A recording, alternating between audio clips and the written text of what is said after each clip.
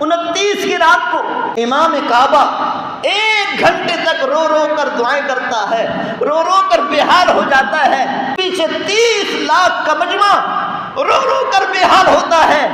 کیوں نہیں آتی اللہ کی مدد؟ کیوں نہیں اترتے اللہ کے فرشتے جو ایک پکار پر اتر آتے تھے، جو ایک مرتبہ یا ارحم الراحمین کہنے پر اتر آتے تھے؟ کہاں گئے وہ فرشتے؟ کہاں گئی وہ اللہ کی طاقت؟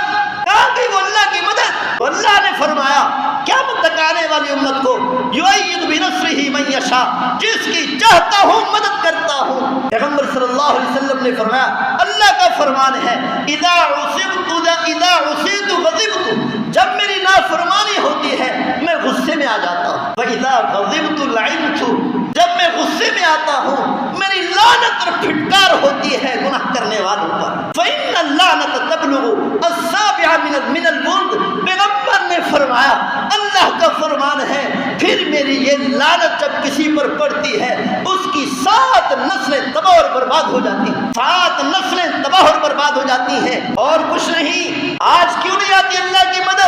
کتنا لوگ ہیں جمعوں کے اندر دعائیں کرنے والے، رونے دھونے والے، جمعہ کے خطبوں میں دعائیں کرنے والے فلسطین کے لیے۔ کیا وجہ ہے؟ اس لیے کہ اللہ ناراض ہو چکا، اللہ کی نافرمانی ہو رہی ہے۔ جو بھی معاملہ پیش آتا کہتے ہیں سازش ہے، سازش ہے، سازش ہے، فلاں کی سازش ہے، یہودیوں کی سازش ہے، فلاں کی سازش ہے، فلاں دشمن ملک کی سازش ہے۔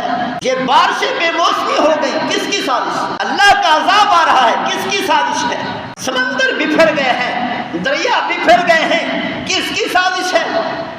زمین کے اندر سے غلے نہیں اگ رہے، کس کی سازش ہے؟ غلے اگتے ہیں کیڑے لگ جاتے ہیں، کس کی سازش ہے؟ پھل اگتا ہے کیڑا لگ جاتا ہے، کس کی سازش ہے؟ ہمارے گناہ ہیں بھائیو، ہماری نافرمانی ہے۔ ہم اپنے آپ کو ٹھیک کریں، اپنے آپ کو درست کریں، پھر ایک پکار پر جب ہم ہر رات میں روئیں گے، تڑپیں گے۔ سیدنا علی رضی اللہ تعالیٰ عنہ، کون سے علی؟ علی حیدر کرار، کون سے علی؟ اسد اللہ الغالب، اللہ کا شیر۔ کون سے علی؟ جس کو پیغمبر صلی اللہ علیہ وسلم نے فرمایا کل قیامت والے دن اے علی تیرا گھر جنت میں میرے گھر کے سامنے ہوگا۔ دنیا میں بشارت مل گئی، دنیا میں پیغمبر کی زبان سے جس کو بشارت مل گئی، خدا کی قسم شک بھی نہیں ہو سکتا کہ وہ جنت میں نہیں جائے، ضرور جنت میں داخلہ ہوگا، کیوں پیغمبر نے فرما دیا۔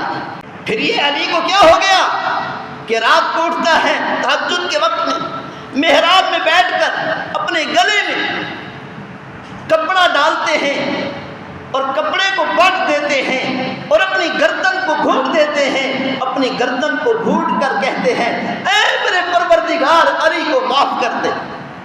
روتے ہیں، یہ تململ سلیم، ایسے تڑپتے ہیں جیسے سانپ کا ڈسا ہوا تڑپتا۔ کیا ہو گیا علی کو؟ علی تڑپ رہا ہے جس کو دنیا میں جنت کی خوشخبریاں مل گئی اور ہم نافرمانی کر رہے ہیں، فکر ہی نہیں، پرواہ ہی نہیں کرتے اب کہ ہم اللہ کے نافرمان بنے ہوئے ہیں۔ ہمارا قدم قدم نافرمانی میں ہے، ایک ایک نظر نافرمانی میں ہے، ایک ایک سوچ نافرمانی میں ہے، تو اللہ کی مدد کہاں سے آئے؟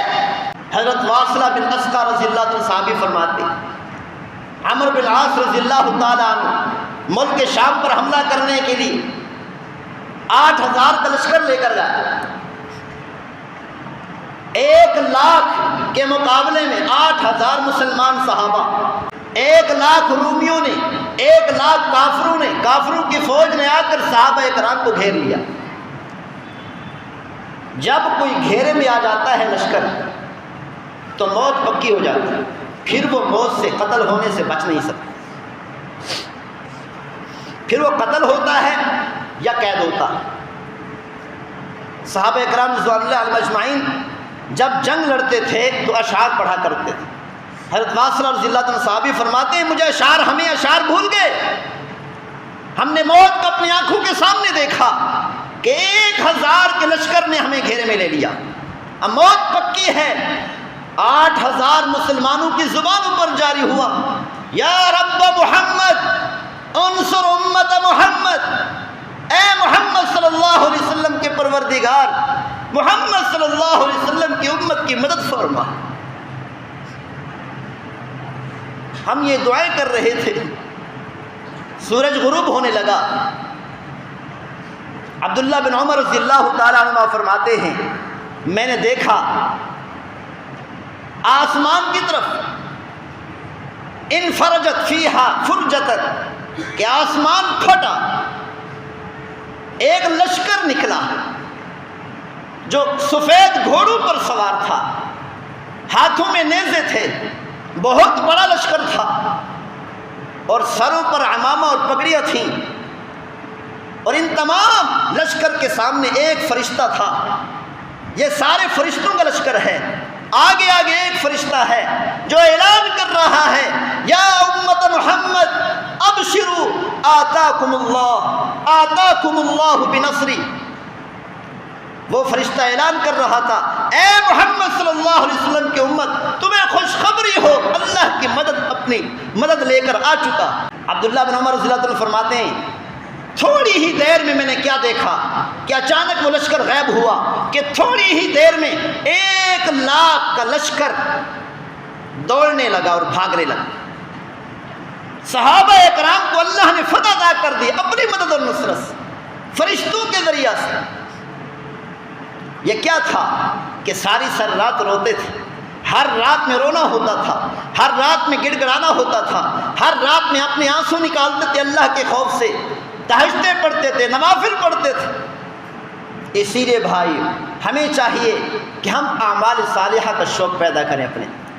جب تک اعمال صالحہ نہیں ہوں گے، اللہ کی فرما برداری نہیں ہوگی، اللہ کو ناراض کرتے رہیں گے، اسی طرح اللہ ہم سے روٹھ جائے گا، اللہ کی مدد ہم سے ناراض ہو جائے گی، اللہ کی مدد نہیں آئے گی۔ اگر ہم اللہ کی مدد لینا چاہتے ہیں، ایک ہی طریقہ ہے، نبی کی اتباع کریں، نبی کی اتباع کریں، نبی کی ایک سنت پہ عمل کریں۔ اللہ تعالیٰ نے ساری کی دنیا اور آخرت کی ساری کامیابیاں پیغمبر کی اتباع میں رکھی ہیں۔ اللہ تعالیٰ ہم سب کو عمل کرنے کی توفیق نصیب فرمائے۔ وما توفیق الا باللہ۔